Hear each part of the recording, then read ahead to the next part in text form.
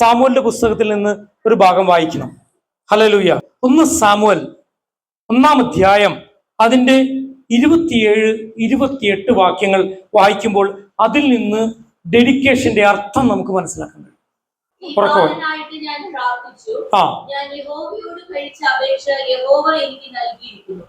അതുകൊണ്ട് ഞാൻ അവനെ യഹോവയ്ക്ക് നിവേദിച്ചിരിക്കുന്നു. അവൻ ജീവപര്യന്തം യഹോവയ്ക്ക് നിവേദിതനായിരിക്കും. അവർ അവിടെ യഹോവയെ നമസ്കരിച്ചു. നിങ്ങൾക്ക് ഞാൻ ഈ ചരിത്രത്തെ കുറിച്ച് ഒന്നും പറയേണ്ടതായ ആവശ്യമില്ല. എന്താണ് ഈ എഴുതിയിരിക്കുന്നത്? സാമുവൽ പ്രവാചകൻ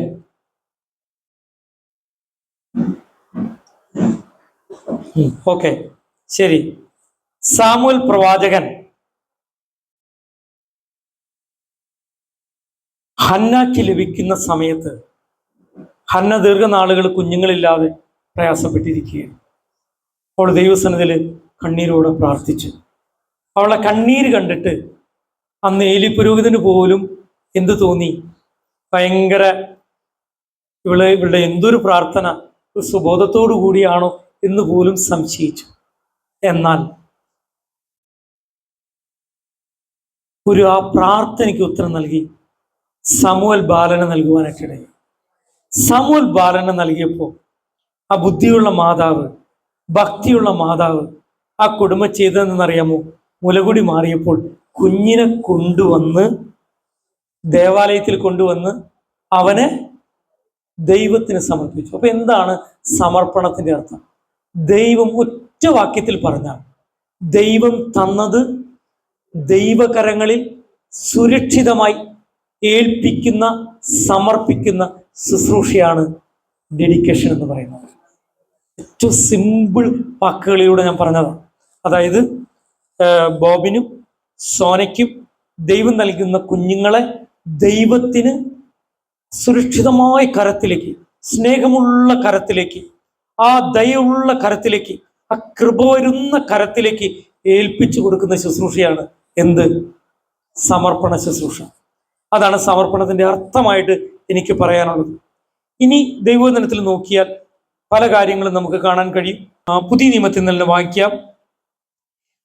മാർക്കോസിന്റെ സുവിശേഷത്തിലും ലൂക്കോസിന്റെ സുവിശേഷത്തിലും അത് രേഖപ്പെടുത്തിയിട്ടുണ്ട്. ഒരാള് മാർക്കോസിന്റെ സുവിശേഷം 10-ാം അധ്യായം 14 മുതൽ 16 വരെയുള്ള വാക്യങ്ങൾ ഒന്ന് എടുത്തു വായിക്കാം. മാർക്കോസിന്റെ സുവിശേഷം 10-ാം അധ്യായം 14 മുതൽ 16 വരെയുള്ള വാക്യം. യേശു അത് കണ്ടാറെ, ശിശുക്കളെ എൻ്റെ അടുക്കൽ വരുവാൻ തടയരുത്,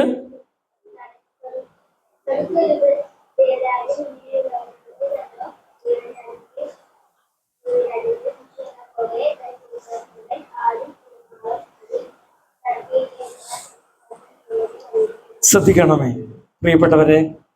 കർത്താവ് വളരെ അനുഗ്രഹിക്കപ്പെട്ട രീതിയിൽ കുഞ്ഞുങ്ങളുടെ പ്രാധാന്യത്തെക്കുറിച്ച് പറഞ്ഞൊരു ഭാഗമാണ്. കർത്താവ് ഒരിക്കൽ ഒരു സ്ഥലത്ത് പോയപ്പോൾ കുഞ്ഞുങ്ങൾ കർത്താവിന്റെ അടുക്കിലേക്ക് ഇങ്ങനെ ഓടി വരുന്നത് കണ്ടപ്പോൾ ശിഷ്യന്മാരെ അതിൽ തടഞ്ഞു. കർത്താവ് അതിൽ മുഷിഞ്ഞു എന്ന് രേഖപ്പെടുത്തിയാണ്.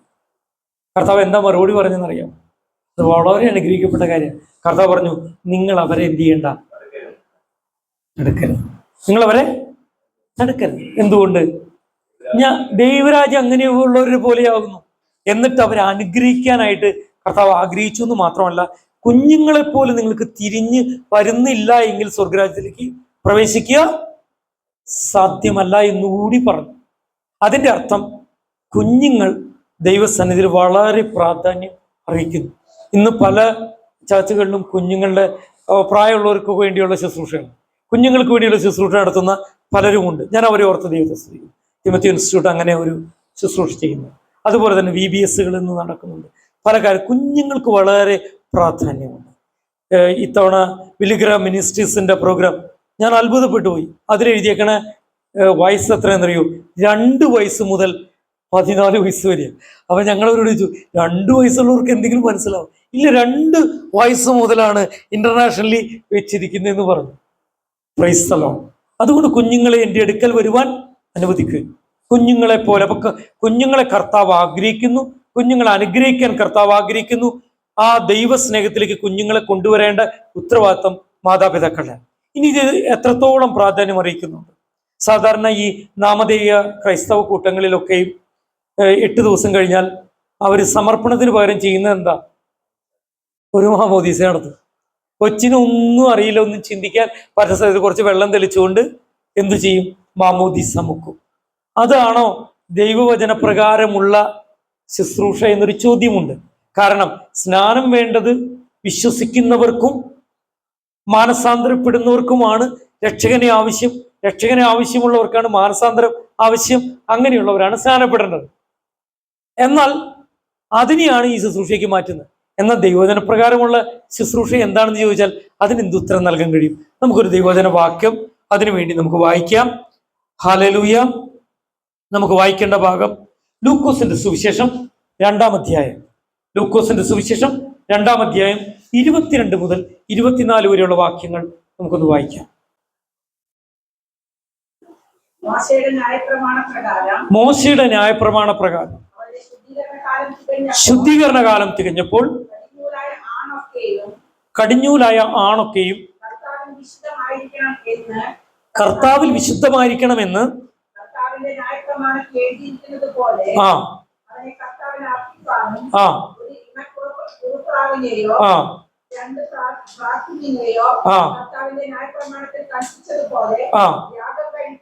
ആ ഒരു ജെറുസലേമിലേക്ക് വരികയാണ്. കേൾക്കണം, അവര് വളരെ പാവപ്പെട്ടവരായിരുന്നു. അതുകൊണ്ടാണ് അവർ എന്തിനു കൊണ്ടുവന്നത്? പ്രാവും കുഞ്ഞുങ്ങളെ കൊണ്ടുവന്നത്. പണക്കാരൊന്നും അല്ലായിരുന്നു, പാവപ്പെട്ടവരായിരുന്നു. അല്ലാത്തവരൊക്കെ ഗ്രേഡ് കൂടിയ സാധനങ്ങൾ കൊടുക്കും. അത് കൊണ്ടുവന്നു. എന്താണ് പറഞ്ഞത്? കുഞ്ഞുങ്ങളൊക്കെ യഹോവയ്ക്ക്, ആൺകുഞ്ഞുങ്ങളൊക്കെ യഹോവയ്ക്ക് വിശുദ്ധമാണെന്നൊരു വാക്ക് അവിടെ രേഖപ്പെടുത്തി. വിശുദ്ധി എന്ന വാക്കിന്റെ അർത്ഥം എന്താണെന്ന് അറിയാമോ? കർത്താവിന് വേണ്ടി വിളിച്ച് വേർതിരിക്കപ്പെടുക എന്ന് പറഞ്ഞാൽ ഇന്ന് സമർപ്പിക്കപ്പെടുന്ന ഈ കുഞ്ഞ്, ഈ കുടുംബം ദൈവത്തിന് വേണ്ടി വിളിച്ച് വേർതിരിക്കപ്പെടേണ്ട ഒരു അനുഭവമുണ്ട്. അതാണ് അതിൻ്റെ അന്തസത്ത. ഇതാണ് ബിബ്ലിക്കലായിട്ട് തിരുവചന പ്രകാരമുള്ള നമുക്കുള്ള പാരമ്പര്യം, നമുക്ക് അനുഷ്ഠിക്കാവുന്ന പാരമ്പര്യം, വിശുദ്ധന്മാർ ചെയ്ത പാരമ്പര്യം. അതുകൊണ്ട് ബോബിനും സോനിക്കും ദൈവം കൊടുത്ത കുഞ്ഞിനെ സമർപ്പിക്കുന്ന ഈ സമയത്തിനായിട്ട് ഞാൻ ദൈവത്തെ സ്തുതിക്കുന്നു. ഹല്ലേലൂയ. അനേക പ്രാർത്ഥനകൾ ഈ കുഞ്ഞിനു വേണ്ടി, ഈ കുടുംബത്തിന് വേണ്ടി ഉയർന്നിട്ട് ഉണ്ട് എന്നുള്ള കാര്യം നിസ്തർക്കമായൊരു കാര്യമാണ്. ഈ കുഞ്ഞുങ്ങൾ ദൈവനാമത്തിന്റെ മഹത്വത്തിനായിട്ട് തീരേണ്ടത് നിശ്ചയമായും ദൈവസഭയുടെ ഉത്തരവാദിത്വപ്പെടുന്ന കാര്യമാണ്. അതുകൊണ്ട് ഞാൻ 2-3 കാര്യങ്ങളാണ് പ്രാരംഭമായിട്ട് പറഞ്ഞത്. ഒന്ന്, സമർപ്പണത്തിന്റെ അർത്ഥം. ദൈവം തന്നതിനെ ദൈവത്തിന്റെ സുരക്ഷിതമായിട്ട് കൈകളിൽ ഏൽപ്പിക്കുക. അതാണ് ഒന്നാമത്തെ കാര്യം പറഞ്ഞത്. 2-ാമത്തെ കാര്യം, കുഞ്ഞുങ്ങളെ അനുഗ്രഹിക്കാൻ കർത്താവിന് ആഗ്രഹമുണ്ട്, സ്നേഹമുണ്ട്, ഹൃദയമുണ്ട്, കൃപയും ദയവും ഉണ്ട് എന്നാണ് ഞാൻ പറഞ്ഞത്. 3-ാമത്തെ കാര്യം പറഞ്ഞത്, തിരുവചനമായിരിക്കുന്ന ബൈബിളിൽ കർത്താവായ യേശുവിനെ ദൈവസന്നിധി സമർപ്പിച്ചതായിരിക്കുന്ന ഒരു അനുഭവത്തെക്കുറിച്ച് ഞാൻ പറയുവാനായിട്ടിടയായി. തലമുറകളോട് ഈ കർത്താവ് ചെയ്ത നന്മകളെ പറയാനുള്ള ഉത്തരവാദിത്വം നമുക്കുണ്ട് എന്ന് ഒരു സങ്കീർത്തനത്തിൽ നിന്ന് നമ്മൾ വായിക്കുവാനും ഇടയായി. അടുത്തതായ കാര്യത്തിലേക്ക് ഞാൻ കടക്കുവാനായിട്ട് ആഗ്രഹിക്കുകയാണ്. ആ കാര്യം എന്ന് പറയുന്നത്, ഇപ്പൊ ഈ കുഞ്ഞിന് എത്ര ദിവസമായി? 28 ദിവസം കഴിഞ്ഞു എന്ന് പറഞ്ഞു കഴിഞ്ഞാൽ ഒരു 28-30 ദിവസമായി ഉണ്ടാവും ഇല്ലേ? 32 ദിവസമായിട്ടുണ്ട് ഈ കുഞ്ഞ്. കണ്ടോ, അപ്പോഴേക്കും കരഞ്ഞു കൊച്ചു. 32 ദിവസമായിട്ടുണ്ട് ഈ കുഞ്ഞ് ഈ ലോകം കാണാൻ തുടങ്ങിയിട്ട്. ഇന്ന് മലയാളം ആരാധനയിൽ ഛത്തീസ്ഗഡില് കർത്താവിൻ്റെ വേല ചെയ്യുന്ന ഉദയകുമാർ പാസ്റ്റർ ഇങ്ങനെ പറഞ്ഞു, നമ്മൾ ഒരു ബോളിൻ്റെ ഉള്ളിലും ഒരു ഭൂമിയുടെ ഉള്ളിലാണ്. നമുക്ക് അമേരിക്ക പോലും നമുക്ക് കാണാൻ പറ്റില്ല ഇവിടെ നോക്കിയാൽ. എന്നാൽ ഇതെല്ലാം സൃഷ്ടിച്ച ദൈവത്തിന് അകത്തുനിന്ന് നോക്കിയാൽ എല്ലാം കാണാൻ പറ്റും. പ്രൈസ് ദി ലോർഡ് എന്ന് പറഞ്ഞ് 32 ദിവസം മുമ്പ് വരെ ഈ കുഞ്ഞ് ആരുടെ ഉള്ളിലായിരുന്നു? സോനയുടെ വയറ്റിലായിരുന്നു. ഈ ലോകം കണ്ടു തുടങ്ങിയിട്ട് 32 ദിവസമേ ആയിട്ടുള്ളൂ. ഹല്ലേലൂയ. ഇനി അതുവരെ ഈ കുഞ്ഞ് വയറിനുള്ളിലാണ്, അങ്ങോട്ടും ഇങ്ങോട്ടൊക്കെ മൂവ് ചെയ്യുന്നു മാത്രമേ ഉള്ളൂ. അത് സോനയ്ക്ക് അറിയാൻ പറ്റും.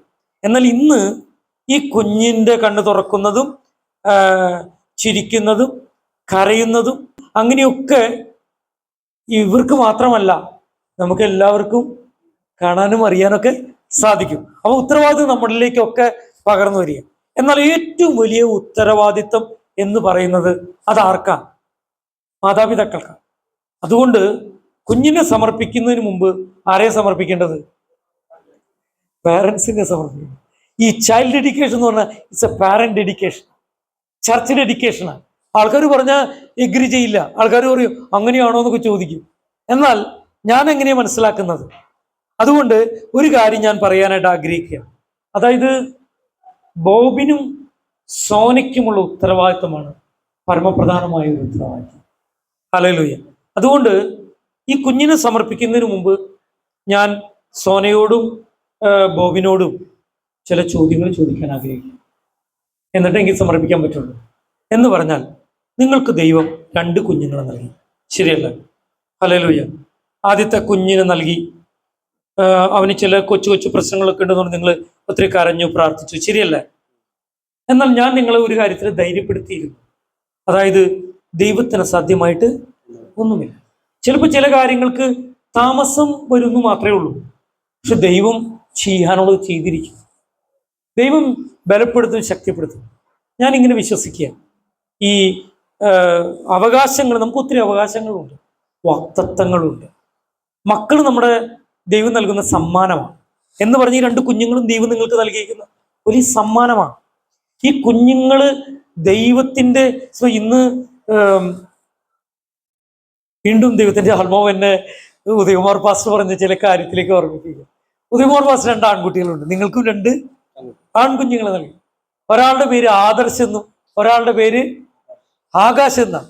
മനോഹരമായ പേരുകളാണ് 2 പേരും. അപ്പോ അദ്ദേഹം ഇങ്ങനെ പറഞ്ഞു, ഫിലിപ്പ് ലേഖനത്തിൽ നിന്ന് ചില കാര്യങ്ങളൊക്കെ പറഞ്ഞിട്ട് അദ്ദേഹം പറഞ്ഞു, ഞങ്ങൾ എൻ്റെ കൊച്ചുങ്ങള് കുഞ്ഞുകുട്ടികളായിരിക്കുമ്പോൾ ഞാൻ എവിടേക്കെങ്കിലും പോകുമ്പോൾ, സുവിശേഷ പ്രവർത്തനത്തിന് പോകുമ്പോൾ അവരെന്ത് ചെയ്യും? അവർ കരയുമ്പോൾ ഇവരുടെ മമ്മി അവരെ ആശ്വസിപ്പിക്കും. എന്താ ആശ്വസിപ്പിക്കുന്നറിയോ? കരയണ്ട കരയണ്ട കരയണ്ട, പപ്പ വേഗം വരും, പപ്പ വേഗം വരും എന്ന് പറഞ്ഞ് അപ്പൊ കൊച്ചുങ്ങളുടെ കരച്ചില് നിൽക്കും. കാരണം എന്ന് വെച്ചാൽ അവർക്ക് ഇവിടെ കളിക്കാൻ, അവർക്ക് ടോഫി വാങ്ങിച്ചു കൊടുക്കുക, അങ്ങനെ എന്ന് പറഞ്ഞാൽ ഫിലിപ്പ് ലേഖനത്തിൽ പറയുന്നു, നമ്മൾ വ്യാകുലപ്പെടണം, നമ്മൾ ആകുലപ്പെടണം, നമുക്ക് ആങ്സൈറ്റി വേണ്ട. എന്ത് കാരണം നമ്മുടെ കർത്താവ് ഹല്ലേലൂയ വീണ്ടും വരുന്നു. നല്ല പിതാവാ, ഹല്ലേലൂയ. അതുകൊണ്ട് പിതാവിന് പല ഉത്തരവാദിത്തങ്ങളുണ്ട്. നമ്മൾ പലപ്പോഴും വരൂ ഇരിക്കും, വരൂ, നമുക്ക് പല ഉത്തരവാദിത്തങ്ങളുണ്ട്. ഇന്ന് കർത്താവിദാസനൊരു കാര്യം പറഞ്ഞപ്പോൾ ഞാൻ എൻ്റെ ഹൃദയത്തിൽ ഒത്തിരി തോന്നി. എന്ത് തോന്നി അറിയാമോ? എന്നോട് പറഞ്ഞു, നമുക്കൊക്കെ ദേഷ്യം വരുമ്പോൾ പെട്ടെന്ന് നമ്മൾ തല്ലാൻ വരെ കയ്യോങ്ങും, അല്ല ചിലപ്പോൾ തല്ലിയെന്നിരിക്കും കുട്ടികൾ. പക്ഷെ അതൊക്കെ നമ്മുടെ ദേഷ്യം കൊണ്ട് ചെയ്യുന്ന, ചിലപ്പോൾ ദേഷ്യം കൊണ്ട് ദേഷ്യം വന്നിട്ടാ പിന്നെയാണ് അവൻ നന്നാവാൻ വേണ്ടി ചെയ്തതെന്ന് പിന്നെ നമ്മൾ വ്യാഖ്യാനിക്കുമെങ്കിലും നമ്മൾ തല്ലണ സമയത്ത് നമുക്ക് ആ ചിന്തയൊന്നും അല്ല, പെട്ടെന്ന് ദേഷ്യം കോപം.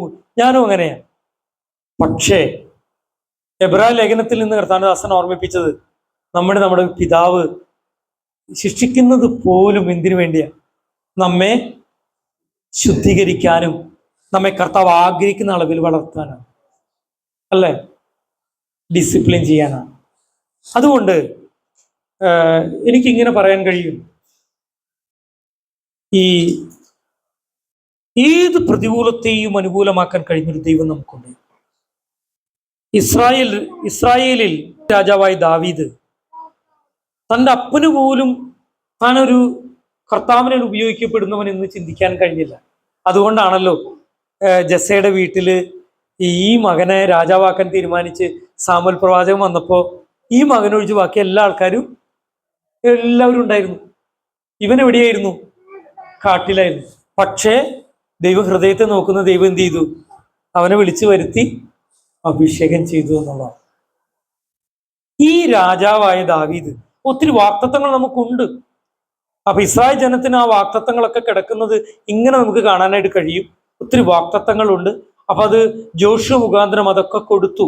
ഇന്ന സ്ഥലങ്ങളാന്നൊക്കെ പറഞ്ഞു കൊടുത്തപ്പോ ഒരു കാര്യം പറഞ്ഞു, 7 ജാതികളെ നിർമൂല നാശം വരുത്തണം എന്ന് പറഞ്ഞു. നിങ്ങൾക്ക് പിടിക്കാൻ പോകുന്ന സ്ഥലത്തുള്ള കാനാൻ ദേശത്തൊക്കെ ഉള്ള 7 ജാതികളെ മാറ്റണം എന്ന് പറഞ്ഞു.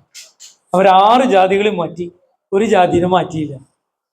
ആ ജാതിയുടെ പേരറിയാമോ? ജബൂസ്യർ എന്ന ആ ജാതിയുടെ പേരെന്താ? ജബൂസ്യർ. ജബൂസ്യർ എന്ന അവർ പാർത്തിരുന്ന സ്ഥലത്തെയാണ് ജെറുസലേം എന്ന് വിളിച്ചത്. ജെറുസലേം എന്നായിരുന്നു ആ സ്ഥലത്തിന്. ജബൂസ്യരുടെ സ്ഥലം എന്ന് നമ്മൾ ഇതിന്റെ റൂട്ട് മീനിങ് നോക്കിയാൽ ജബൂസ്യരുടെ സ്ഥലം എന്ന അർത്ഥത്തിലാണത്. അത് പ്രത്യേകിച്ച് വലിയ വലിയ മലയൊക്കെ ഉള്ള സ്ഥലമാണ്. ഒത്തിരി സേഫ് ആയിട്ടുള്ള ഒരു കോട്ടയ്ക്ക്, ഫോർട്ടിഫൈഡ് സിറ്റി എന്നാ അതിനെ പറയുന്നത്. അത് അത്രയും ഉറപ്പിച്ച ഒരു എന്തായിരുന്നു, ഒരു സിറ്റി ആയിരുന്നു അത്, ആ സ്ഥലമായിരുന്നു. എന്നാൽ ദാവീദ് അവിടേക്ക് ചെന്ന് കഴിഞ്ഞപ്പോ അവര് പറഞ്ഞു, ഇയാളെ കൊണ്ടൊന്നും ഇത് പിടിക്കാൻ പറ്റില്ല, ഇയാളെ കൊണ്ടൊന്നും പിടിക്കാൻ പറ്റില്ല. എന്നിട്ട് അവരൊരു കാര്യം കൂടി പറഞ്ഞു, ദാവീദിനൊക്കെ അല്ലേ, അവനെയൊക്കെ നേരിടാൻ ഞങ്ങളുടെ അവിടുത്തെ കണ്ണുപൊട്ടന്മാരും മുടന്തന്മാരും മതി എന്ന് പറഞ്ഞു. നിങ്ങൾ ചിന്തിച്ചോക്കണേ, കണ്ണുപൊട്ടന്മാരും മുടന്തന്മാരും മതി എന്ന് പറഞ്ഞു. ദാവീദിന് ഉള്ളിൽ കൊണ്ടുവിട്ടാ. ദാവീദ് എന്ത് ചെയ്യുന്ന അറിയാമോ? ദാവീദ് ആ സിയോൻ കോട്ട എന്ത് ചെയ്തു? പിടിച്ചടക്കി. എന്നിട്ട് അത് മാത്രമല്ല, അവിടെ ഒരു വളരെ ആ ഫോർട്ടിഫൈഡ് സിറ്റിയിൽ അത് ഉറപ്പിച്ചിട്ട് ദാവീദ് പോയി അവിടെ പാർക്കാനിടയിൽ എന്ന് പറഞ്ഞ എല്ലാവരും പേടിച്ച ശത്രു വാക്തത്വങ്ങളെ നിഷേധിച്ച സ്ഥലത്ത് ദാവീദ് പാർക്കാനിടയായി. അങ്ങനെ ദാവീദിന് നഗരം എന്ന് ആ സ്ഥലത്തിന് അറിയപ്പെടാനായിട്ടിട. ആ സ്ഥലമാണ് ജെറുസലേമായി മാറിയത്. അവിടെയാണ് ആലയം ഉണ്ടായത്. അവിടെയാണ് അനേക കുഞ്ഞുങ്ങളെ ദൈവത്തിന് സമർപ്പിച്ച സ്ഥലം. Price the Lord. അപ്പൊ സമർപ്പിക്കപ്പെട്ടവർക്ക് ശക്തിയുണ്ട്, ബലമുണ്ട്, ധൈര്യമുണ്ട്, വാക്തത്വമുണ്ട് എന്ന് ഞാൻ പറയാൻ ആഗ്രഹിക്കുക. നിങ്ങൾക്ക് ഞാൻ പറഞ്ഞത് മനസ്സിലായോ? അതുകൊണ്ട് ഞാൻ പ്രത്യേകമായിട്ട് ഈ കുഞ്ഞിൻ്റെ മാതാപിതാക്കളായ ബോബിനോട് സോനിയോട് ചോദിക്കുക, ഈ കുഞ്ഞിനെ ഇന്ന് ദൈവസന്നിധിയിൽ സഭയായിട്ട് നമ്മൾ സമർപ്പിക്കുമ്പോൾ ഈ കുഞ്ഞിനെ മാത്രമല്ല അവനെയും ദൈവസന്നിധിയിൽ ഭക്തിയുള്ള കുഞ്ഞുങ്ങളായിട്ട്, അനുസരണയുള്ള കുഞ്ഞുങ്ങളായിട്ട്, ദൈവത്തിന് ഇഷ്ടപ്പെട്ട കുഞ്ഞുങ്ങളായിട്ട് വളർത്തുവാൻ തക്കവണ്ണമുള്ള ഒരു മാതൃകയുള്ള ജീവിതം നയിക്കാൻ സമ്മതമാണോ?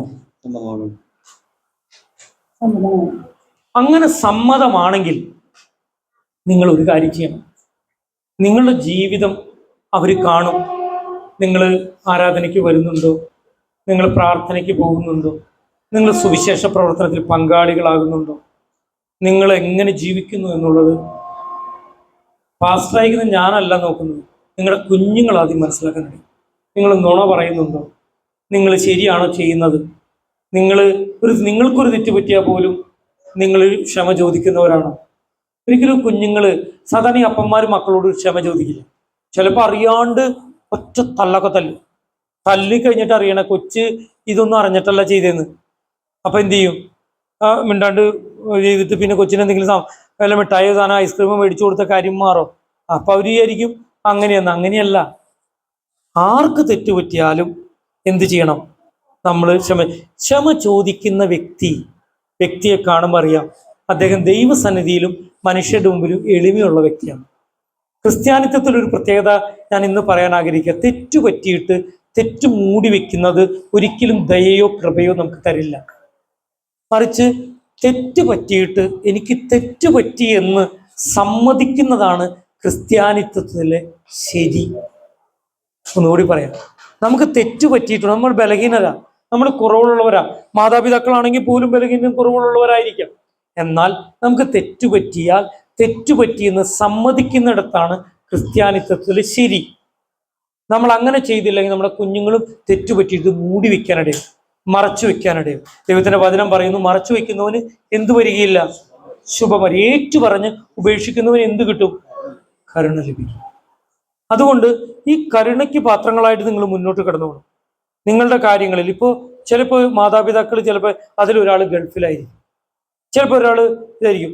അപ്പോൾ ഞാൻ എപ്പോഴും ചിന്തിക്കും, നമ്മുടെ ഇവിടെയുള്ള പലരും വിദേശത്തുണ്ട്. അവരവിടെ ആരാധനയ്ക്ക് പോകുന്നുണ്ടോ? പ്രാർത്ഥനയ്ക്ക് പോകുന്നുണ്ടോ? കുഞ്ഞുങ്ങളെ ദൈവഭക്തി വളർത്തുന്നുണ്ടോ? ഇതൊന്നും എനിക്ക് അറിഞ്ഞുകൂടാ. എനിക്ക് അവിടെ നിന്ന് ചെന്ന് അവരുടെ അറ്റൻഡൻസ് എടുക്കാൻ എനിക്ക് പറ്റുമോ? നിങ്ങൾ എന്ത് പറയുന്നു?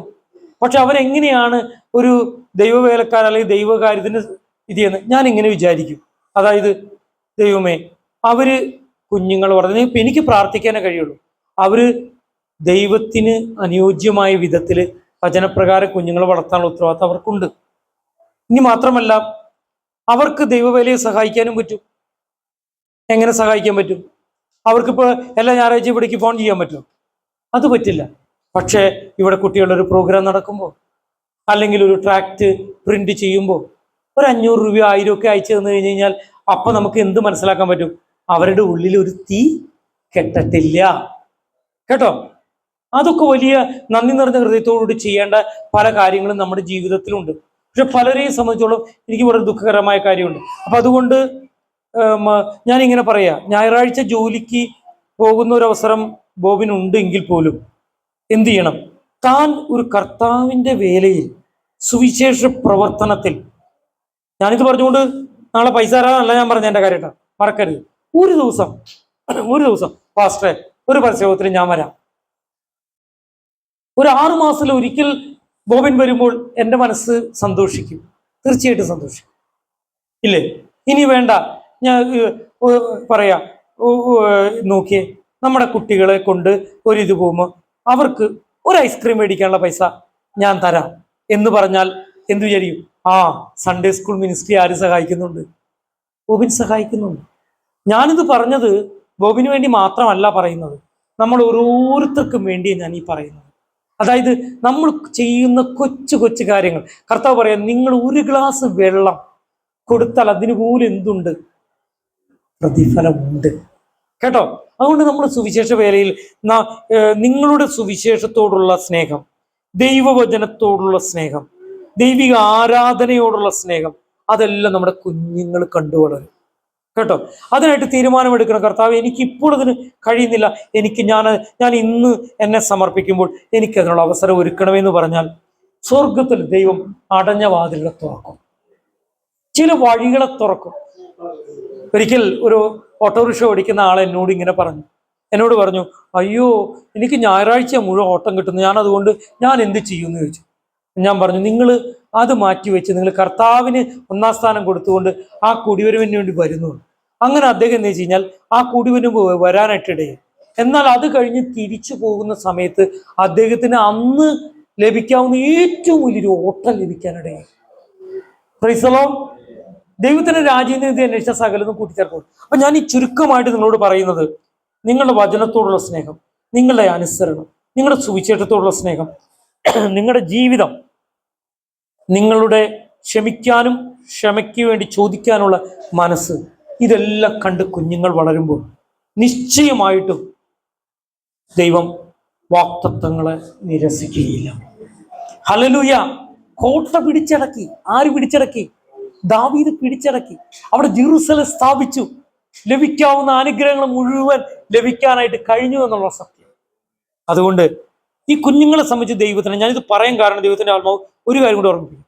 നമുക്ക് തോന്നും, ഇപ്പൊ ഈ ഇവാനെ കുറിച്ച് നോക്കുകയാണെങ്കിൽ, ഇവാൻ നല്ല പേര്, ഇവാനെ കുറിച്ച് നോക്കുമ്പോൾ ഇവാന് കുറച്ച് പതുക്കെയാണല്ലോ കാര്യങ്ങൾ. എന്നാൽ ആദ്യം പതുക്കെയാണെങ്കിലും പിന്നത്തേതിൽ അവൻ ചെയ്യാൻ കഴിയാവുന്ന കാര്യങ്ങളെ വിശ്വാസത്തോടെ കാണാൻ നിങ്ങൾക്ക് കഴിയണം. അതിനെ വിശ്വാസം എന്ന് പറയുന്നത്. അതാണ്. ഹല്ലേലൂയ. നിങ്ങൾ ഭാരപ്പെടണ്ട. കണ്ട, അത് ശരിയാന്ന പോകാൻ പറയണേ അല്ലേ? ഓക്കെ, ശരിയാണോ? Okay, price the Lord. ആ, ശരി, അവൻ സമ്മതിച്ചു കഴിഞ്ഞു. ഓക്കെ, സ്തോത്രം. അപ്പൊ ഞാൻ പറഞ്ഞതിന്റെ കാര്യം, അവന് ഉത്തരവാദിത്വമുണ്ട്. ഈ കുഞ്ഞിന്റെ ചേട്ടനാണ് അവൻ, അല്ലേ? മാത്രമല്ല ഈ വീട്ടിലെ മൂത്ത കുട്ടിയും കൂടി. അതുകൊണ്ട് ഒത്തിരി അനുഗ്രഹങ്ങളും കാര്യങ്ങളൊക്കെ ഈ കുഞ്ഞുങ്ങളുടെ മേലുണ്ട്. അപ്പൊ അത് ഇത്തരം കാര്യങ്ങളൊക്കെ ചെയ്യാൻ നിങ്ങൾ സമർപ്പിക്കപ്പെടണം. തയ്യാറാണോ? ഓക്കെ. ഒരു കാര്യം കൂടി ഞാൻ പറയാം.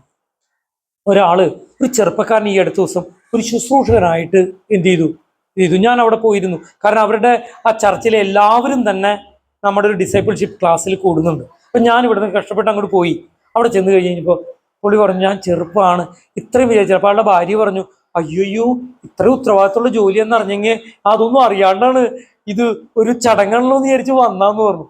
അവസാനം ഞാനിങ്ങനെ എൻ്റെ ഹൃദയത്തിൽ ചിന്തിച്ചു, ദൈവമേ, നമ്മുടെ എല്ലാ കുറവുകളും പരിഹരിക്കാൻ ചില കാര്യങ്ങൾ ചെയ്താൽ മതി. എല്ലാവരും ഉറങ്ങുന്ന സമയത്ത് കുറച്ച് സമയം ഉണർന്നിരുന്ന് പ്രാർത്ഥിച്ചാൽ മതി. ഹല്ലേലൂയ. നിങ്ങളുടെ പ്രാർത്ഥന നിങ്ങളുടെ കുഞ്ഞുങ്ങളെ ഒരു വലിയ സ്ഥാനത്തേക്ക് എത്തിക്കും. നമ്മുടെ പ്രാർത്ഥന, നമ്മുടെ ദൈവത്തോടുള്ള സ്നേഹം, ഇതെല്ലാം നമ്മുടെ കുഞ്ഞുങ്ങളെ വലിയ അനുഗ്രഹത്തിലേക്ക്. കഴിഞ്ഞ ദിവസം ഞാനിങ്ങനെ മോളുടെ അവിടെയുള്ള അക്കോമഡേഷനെ സംബന്ധിച്ച് അപ്പോൾ ഒരു ദേവദാസനോട് പറയാ, ദേവദാസൻ എന്തിനാ ആങ്സൈറ്റി, എന്തിനാ പേടിക്കുന്നത്? ദൈവദാസ കർത്താവിന്റെ വേല ചെയ്യുന്നുള്ളു. ഇത്രയും ട്രാക്റ്റ് ഒക്കെ ഞങ്ങൾക്ക് പ്രിന്റ് ചെയ്ത് തരുന്ന ആളല്ലേ. ഏതെല്ലാം ട്രാക്ട് ഞങ്ങൾ എന്തോരം സുവിശേഷ പ്രവർത്തനം ചെയ്യണം. എന്താ പറയുന്നത്, ദൈവത്തിന്റെ ദാസന്റെ മോൾ അവിടെ പോകുമ്പോൾ കർത്താവിന്റെ മാലാകമാർ സൂക്ഷിക്കില്ലേ, എല്ലാ കാര്യങ്ങളും ചെയ്യില്ലേ, പാസ്റ്റർ അതിനെ കുറിച്ച് ഭാരപ്പെടണ്ട എന്നോട് പറയാം. അപ്പൊ എനിക്ക് തോന്നി എന്നേക്കാൾ വിശ്വാസത്തിലാ പറഞ്ഞത്. അതുകൊണ്ട് ദൈവത്തോട് സ്നേഹമുള്ള മാതാപിതാക്കളെ കുഞ്ഞുങ്ങളെ ദൈവം അനുഗ്രഹിക്കും. അത് നിങ്ങൾ തീരുമാനമെടുക്കണം കേട്ടോ. നിങ്ങളുടെ കുടുംബത്തെ കർത്താവിന്റെ ഒരു മിഷണറി കുടുംബം പോലെ ദൈവം തിരഞ്ഞെടുക്കും. നമുക്ക് ആൾക്കാർ തോന്നും, ആ ബോബിനെ കൊണ്ടൊക്കെ എന്താവും, ബോബിനെ കൊണ്ട് എന്താവും, ആ റോബിൻ പിന്നെയും കീബോർഡ് വായിച്ചിരുന്നല്ലോ, പാട്ട് പാടിയിരുന്നല്ലോ, എന്നെ കൊണ്ട് എന്താവും എന്ന് ചിലപ്പോൾ ചിലർ ചിന്തിക്കുമായിരിക്കാം. പക്ഷെ ദൈവം അതല്ല ചിന്തിക്കുന്നത്. ദൈവം അതല്ല ചിന്തിക്കുന്നത്. ദൈവം എന്താ ചിന്തിക്കുന്നത് അറിയാമോ? ദൈവം ചിന്തിക്കുന്നത് ദാവീദ് ചിന്തിച്ചു. ദാവീദ് എന്ത് പറഞ്ഞു അറിയോ? ദാവീദ് പറഞ്ഞു, ആരെങ്കിലും ചെന്നിട്ട് യെബൂസ്യരെ കീഴ്പ്പെടുത്തിയാൽ അവനെ ഞാൻ ആർമിയുടെ ചീഫാക്കുന്ന പറഞ്ഞു. നിങ്ങൾ ചിന്തിച്ചു നോക്കി. ഈ ഇന്നത്തെ കാലം പോലല്ല, അന്നത്തെ കാലം. ആരെങ്കിലും ചെന്നിട്ട് എന്ത് ചെയ്യണം? യെബൂസ്യരെ തോൽപ്പിച്ചു കഴിഞ്ഞാൽ ഞാൻ അവനെ ആരേക്ക് മാറും? സൈന്യത്തിന്റെ തലവനും വലിയ പദവിയും കൊടുക്കുന്നു പറഞ്ഞു. ആദ്യം ഇങ്ങനെ യോബങ്കി തോന്നുന്നു, വായിച്ചറിയാൻ പറ്റും. പോയിട്ട് എന്ത് ചെയ്തു? ആദ്യം എന്ത് ചെയ്തു തോന്നുന്നു, അവനെ ആർമിയുടെ ചീഫാക്കി മാറ്റി. യോബന്യം തോന്നുന്നു അല്ലെ? അതൊന്ന് നിങ്ങൾ ചിന്തിച്ചു നോക്കണം. അതുകൊണ്ട് ദൈവത്തിന് വേണ്ടി നമ്മൾ ചെയ്യുന്ന കൊച്ചു കൊച്ചു കാര്യങ്ങളും, ഹല്ലേലൂയ. കഴിഞ്ഞ ദിവസം ഇവിടെ ആരും ഇപ്പൊ ഒരു ട്രാക്ട് എടുത്തു, 2025 ട്രാക്ട് കയ്യിൽ ഇങ്ങനെ വെച്ചങ്ങനെ കണ്ടു. അത് ആരുടെ കയ്യിലോ ഇവിടെ കണ്ടു ഞാനിപ്പോ, ഒരാളിങ്ങനെ പുറത്തെടുത്തിട്ടുണ്ടായിരുന്നു. അപ്പൊ 2025 എന്നോടൊരു ഓട്ടോറിക്ഷ ഡ്രൈവർ തൃശ്ശൂരിൽ നിന്ന് വിളിച്ചിട്ട് എന്നോട് പറഞ്ഞു, പാസ്റ്റർ ഇത് ഇങ്ങനെ നന്നായിട്ടുണ്ടല്ലോ, ഞാൻ ഈ ഓട്ടോറിക്ഷയിൽ പോകുമ്പോൾ ഞാൻ കുറച്ച് ട്രാക്ട് വെക്കും. ഹോസ്പിറ്റലിലേക്കുള്ള ഓട്ടോ പലപ്പോഴും കിട്ടാം, ഒരു ജൂബിലി മെഷീനിലേക്കോ അവിടെ. അപ്പോൾ ഓട്ടം കിട്ടുമ്പോൾ ഞാൻ അവർ ഒത്തിരി പ്രയാസപ്പെട്ടിരിക്കുക, ഞാൻ ഒരു ട്രാക്ട് കൊടുക്കും, ആഗ്രഹമുള്ളവർക്ക് കൊടുക്കും. അപ്പോൾ അവർക്ക് ഭയങ്കര സന്തോഷമായിരിക്കും എന്ന് പറഞ്ഞു. അപ്പോൾ അതുകൊണ്ട് പലവിധ സുവിശേഷ പ്രവർത്തനങ്ങളും നമുക്ക് ചെയ്യാൻ കഴിയും. ചിലപ്പോൾ നമ്മുടെ ഒരു ട്രാക്റ്റ് ആയിരിക്കാം ഒരു കുടുംബത്തെ രൂപാന്തരപ്പെടുത്തുന്നത്. സ്തോത്രം. ഒത്തിരി ഓപ്പർച്യൂണിറ്റി ഉണ്ട്. ഞാനതാ നിങ്ങളോട് ചോദിച്ചു. അപ്പൊ നിങ്ങളതിന് തയ്യാറാണ് അല്ലെ സോന? കുറച്ച് ക്ഷീണിതനാവുമ്പോ സോന കൂടുതൽ ഉഷാറാവോ? ബോബിൻ. ബോബിൻ. അപ്പൊ നോക്കി, സോനയും ബോബിനും എന്ത് ചെയ്യണം? പരസ്പരം സമർപ്പണത്തോടെ നിൽക്കണം കേട്ടോ. അടുത്തതായി എനിക്ക് ചോദ്യം, ഈ കുഞ്ഞുങ്ങളെ സമർപ്പിക്കുന്നതിന് മുമ്പ് സഭയായിരിക്കുന്ന എന്നോട് മാത്രമല്ല നിങ്ങളെല്ലാവരോടും, കാരണം ഈ കുഞ്ഞുങ്ങള് സഭയിലുള്ള ഒരു കുഞ്ഞുങ്ങളാണ്. സഭയിൽ സൺഡേ സ്കൂൾ ഉണ്ടാവും, സഭയിൽ സുവിശേഷ പ്രവർത്തനം ഉണ്ടാവും, ഒക്കെ ഉണ്ടാവും. അപ്പൊ അതില് നമുക്കൊരു പങ്കാളിത്തം. ഞാൻ എസ്തർ കുഞ്ഞു കുട്ടിയായിരിക്കുമ്പോൾ ചാലക്കുടി ഓട്ടോറിക്ഷ സ്റ്റാൻഡിൽ, ചാലക്കുടി പ്രൈവറ്റ് ബസ് സ്റ്റാൻഡിന്റെ ഫ്രണ്ടിൽ പോയി. അന്ന് മാത്യുവും ചെറിയ കുട്ടി, എസ്തറും ചെറിയ കുട്ടി, അതുപോലെ എല്ലാവരും കുട്ടികളായിരിക്കുന്ന സമയത്ത് ഞാൻ അവിടെ പോയിട്ട് അവർ ട്രാക്റ്റുകൾ കൊടുത്തു, പലക്ക് ട്രാക്ട് കൊടുത്തപ്പോൾ ഒരു എല്ലാവരും തീരെ ചെറിയ കുട്ടിയാ, അവളിങ്ങനെ കൊടുത്തു പോകുമ്പോൾ ഒരു ഓട്ടോറിക്ഷ ഡ്രൈവർ പേടിച്ചും കൊണ്ട് ചീറിയിട്ട് അവളുടെ മുഖത്തേക്കാണ്. കൊച്ചു കരഞ്ഞാ പോയി. എന്നോട് കരഞ്ഞു, അവള് കരഞ്ഞു. ഞാൻ ഓർക്കുക, അവള് കരഞ്ഞു. അവള് ഒട്ടും പ്രതീക്ഷിച്ചില്ല. പക്ഷെ ഒരു കാര്യം അറിയാം, അവള് റോഡിലും മറ്റുള്ള സ്ഥലത്തൊക്കെ നിന്ന് പാട്ട് പാടുകയൊക്കെ ചെയ്യാനായിട്ട് ദൈവം ഇടയാക്കി. നമ്മൾ ചെയ്യുന്ന കാര്യങ്ങളൊക്കെ ദൈവം പ്രവർത്തിക്കുമെന്ന് ഞാൻ പറഞ്ഞു. അതുകൊണ്ട് സൺഡേ സ്കൂൾ ടീച്ചർമാരുണ്ട്, സൺഡേ സ്കൂൾ ടൂറുണ്ട്. കഴിഞ്ഞ ദിവസം മൂന്നാറിന്റെ പരിസരത്തേക്കൊക്കെ ഞങ്ങൾ കടന്നു പോകാനിടയായി. അപ്പൊ ഞങ്ങൾ അവിടെ ചെന്ന് കഴിഞ്ഞപ്പോൾ അവിടെ സഭയായിട്ട് നമുക്ക് ഒരുമിച്ച് പോയാൽ എവിടെ താമസിക്കാൻ പറ്റും, എന്തെല്ലാം ചെയ്യാൻ പറ്റും എന്നൊക്കെ പോയി കണ്ട് അതിന്റെ കാര്യങ്ങളൊക്കെ എല്ലാം എടുത്തിട്ടാ പോന്നിരിക്കുന്നത്. സ്തോത്രം. അതിനുവേണ്ടി ഒരു ഹാഫ് ഡേ പോലെ ഞങ്ങൾ ചെലവഴിച്ചിട്ടുണ്ട്. Praise the Lord. ഹല്ലേലൂയ. അപ്പൊ ഞാൻ പറഞ്ഞു വരുന്നത്, സഭയ്ക്ക് ഉത്തരവാദിത്വമുണ്ട്. കുഞ്ഞുങ്ങൾ ചെയ്യുമ്പോൾ കുഞ്ഞുങ്ങളെ ഉപദേശിക്കാൻ, സ്നേഹിക്കാൻ, അവരെ വഴി നടത്താൻ ചേട്ടന്മാര്, ചേച്ചിമാര്, അമ്മമാര്, അമ്മാമ്മമാര്, അപ്പാപ്പന്മാര് ഒക്കെ സഭയിലുണ്ട് കേട്ടോ.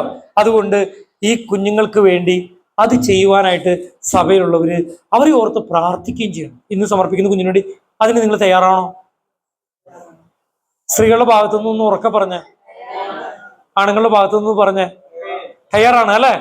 Price the Lord. ഇതാണ് എനിക്ക് കേൾക്കേണ്ട കാര്യം. ഹല്ലേലൂയ. അപ്പോ ഈ രണ്ട് കൂട്ടരും തയ്യാറാണ്, കുഞ്ഞുങ്ങളുടെ കാര്യത്തിലും തയ്യാറാണ്. അങ്ങനെയാണെങ്കിൽ നമുക്ക് ഈ കുഞ്ഞിനെ സമർപ്പിക്കാനുള്ള സമയമായിട്ടുണ്ട്. ഹല്ലേലൂയ. ഈ കുഞ്ഞിനെ നമ്മൾ ദൈവസന്നിധിയിൽ സമർപ്പിക്കാൻ പോകുമ്പോൾ ഈ പ്രാരംഭമായ സമയം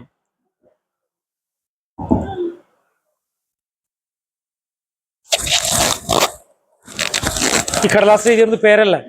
അപ്പൊ കുഞ്ഞിനെ എന്റെ കയ്യിലും തന്നെ. ഒരു മിനിറ്റ്.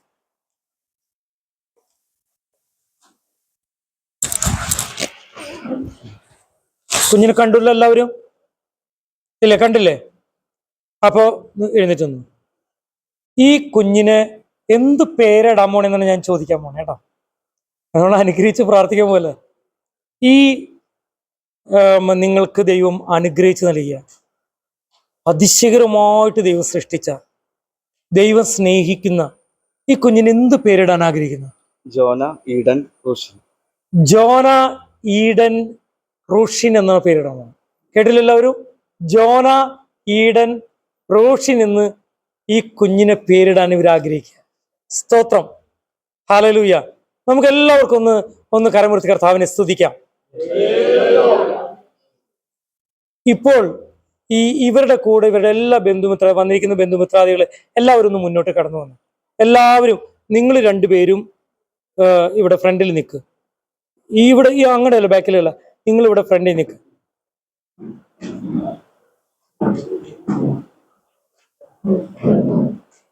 എല്ലാ ബന്ധുക്കളും ഒന്ന് വന്ന് എല്ലാവരും കിട്ടണം. നമുക്ക്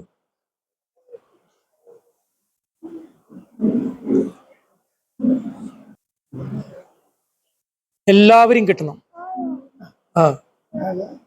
എല്ലാവരും വരട്ടെ. ഇതൊരു അവസരമാണ്. ഈ കുഞ്ഞിനെ ദൈവം അവർക്ക് അവകാശമായിട്ട് നൽകിയിരിക്കുക. ഈ കുഞ്ഞിനെ നമ്മൾ ദൈവസന്നിധി സമർപ്പിക്കാൻ പോകും.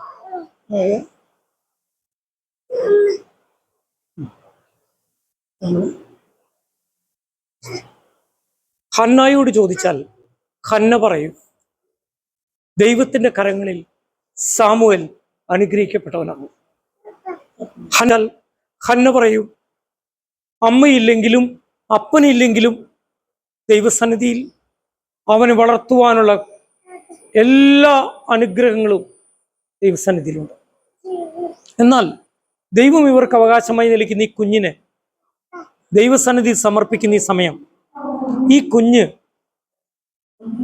ബോബിനും സോനയ്ക്കും, അവന്റെ ചേട്ടൻ ഇവാനും, അവന്റെ അമ്മമ്മയ്ക്കും, അവന്റെ ആന്റിമാർക്കും അങ്കിൾമാർക്കും, അവന്റെ വല്യപ്പനും വല്യമ്മയ്ക്കും എല്ലാവർക്കും ഒരു അനുഗ്രഹമായി തീരും. നമുക്ക് എല്ലാവർക്കും അല്പസമയം ഈ കുഞ്ഞിനെ ഓർത്തൊന്ന് സ്തുതിക്കാം. അതരങ്ങളെ തുറന്നൊന്ന് സ്തുതിക്കാം. Hallelujah, hallelujah, hallelujah, hallelujah, hallelujah. Jonah നമ്മൾ ഈ കുഞ്ഞിനെ അനുഗ്രഹിച്ച് പ്രാർത്ഥിക്കാൻ പോവുകയാണ് കേട്ടോ. ഇപ്പുറത്ത് വന്നു. ഹല്ലേലൂയ. നമുക്ക് പ്രാർത്ഥിക്കാം. സ്വർഗസ്ഥനായ എല്ലാവരും കരമും നീട്ടി കുഞ്ഞിന്റെ അടുത്തേക്ക്. സ്വർഗസ്ഥനായ പിതാവേ, സകലത്തിന്റെയും അധിപതിയായിരിക്കുന്നവനെ, ഞങ്ങളുടെ പിതാവായിരിക്കുന്നവനെ, അനുഗ്രഹത്തിന്റെ അധിപതിയായ കർത്താവേ, ബോബിനും സോനയ്ക്കും നൽകിയ ഈ മനോഹരമായിരിക്കുന്ന ഈ പൈതലിന്, സീന സഹോദരിക്ക് ഒരു കൊച്ചു മകനായിട്ട് നൽകിയിരിക്കുന്ന ഈ പൈതലിന്, അങ്ങ് സംരക്ഷിച്ച് അങ്ങ് അനുഗ്രഹിച്ച ഈ പൈതലിന്, ജോന ഈഡൻ റോഷിനെ ഞങ്ങൾ അനുഗ്രഹിച്ച് പിതാവിന്റെയും പുത്രന്റെയും പരിശുദ്ധാത്മാവിന്റെ നാമത്തിൽ അനുഗ്രഹിച്ച് കർത്താവിന്റെ കരങ്ങളിലേക്ക് ഞങ്ങൾ സമർപ്പിക്കുകയാണ്. ബാലാരിഷ്ടകളിൽ നിന്ന് അവനെ വിടുവിക്കണം. ദൈവത്തിന്റെ ദൂതന്മാരുടെ കാവൽ കൊടുക്കണം. ജോന വളർന്നു വരുമ്പോൾ അവൻ കർത്താവിന്റെ മഹത്വം ഹല്ലേലൂയ ക്യാരി ചെയ്യുന്ന, കർത്താവെ അനുഗ്രഹിക്കപ്പെട്ട പൈതലായി ഇവന്റെ മാതാപിതാക്കൾക്ക്, കുടുംബത്തിന്, ബന്ധുമിത്രാദികൾക്ക്, ചർച്ചക്കാർക്ക്, ദൈവസഭയ്ക്ക്, സമൂഹത്തിന് കർത്താവിന് മാതൃകയാക്കി മാറ്റണം. ഇവനെ രോഗാരിഷ്ടകളിൽ നിന്ന് വിടുവിക്കണം. ശത്രുവായി പിശാച് കാണാതെ വണ്ണം ദൂതന്മാരുടെ കാവൽ കൊടുക്കണം. ഇവനെ ദൈവഭക്തിയിൽ പരിശീലിപ്പിക്കാൻ മാതാപിതാക്കളെ അനുഗ്രഹിക്കണം. കർത്താവ് ബോബിനെയും സോനയും അനുഗ്രഹിക്കണം, ദൈവസഭയെ അനുഗ്രഹിക്കണം, ബന്ധുക്കളെ അനുഗ്രഹിക്കണം. അങ്ങനെ അവൻ നാൾക്ക് നാൾ തോറും അവൻ വളർന്ന് ദൈവത്തിന് പ്രസാദമുള്ള, ദൈവത്തിന് മനുഷ്യർക്കും പ്രസാദമുള്ള ഒരു കുഞ്ഞായി ആകുവാൻ തക്കവണ്ണം പ്രാർത്ഥിച്ചുകൊണ്ട്, കർത്താവെ അടിയങ്ങൾ ഒരുമിച്ച് ജോന, ഈഡൻ, റോഷിനെ അങ്ങയുടെ കരങ്ങളിലേക്ക് സമർപ്പിക്കുന്നു. അങ്ങ് അനുഗ്രഹിക്കുന്നതിനായി സ്തോത്രം, അങ്ങ് ഏറ്റെടുക്കുന്നതിനായി സ്തോത്രം, അങ്ങ് വലിയ കാര്യങ്ങൾ ചെയ്യാൻ പോകുന്നതിനായിട്ട് സ്തോത്രം. ദൈവത്തിന്റെ നാമത്തിന്റെ മഹത്വത്തിനായി താഴ്ത്തി ഏൽപ്പിക്കുന്നു, യേശു കർത്താവിന്റെ തുല്യമായ നാമത്തിൽ ആമേൻ. ദൈവം അനുഗ്രഹിക്കട്ടെ. ഇപ്പോൾ നിങ്ങൾ എല്ലാവരും ചേർന്നൊന്ന് നിൽക്കുമ്പോൾ ഒരു പാട്ട് നമുക്ക് പാടേണ്ടതുണ്ട്. ഹല്ലേലൂയ. സ്തുതി പാടി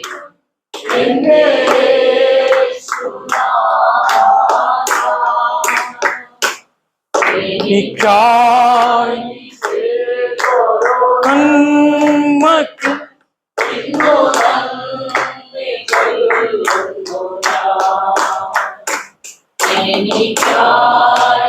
ചെയ്തൊരു നന്മയ്ക്കും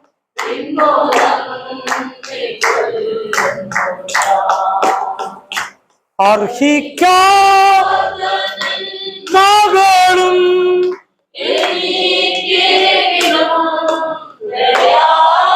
നീതേ അർഹിക്കാ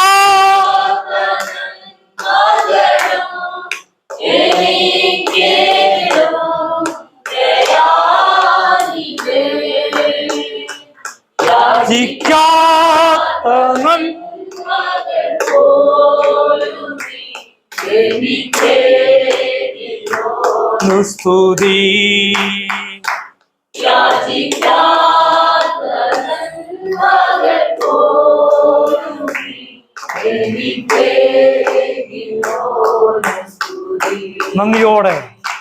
നന്ദിയോടെ സ്തുതി പാടി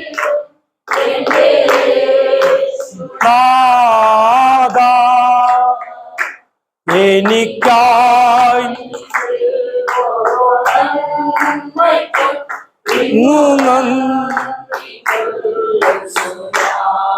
നമ്മുടെ കരമുയർത്തി കർത്താവിനെ സ്തുതിക്കാം.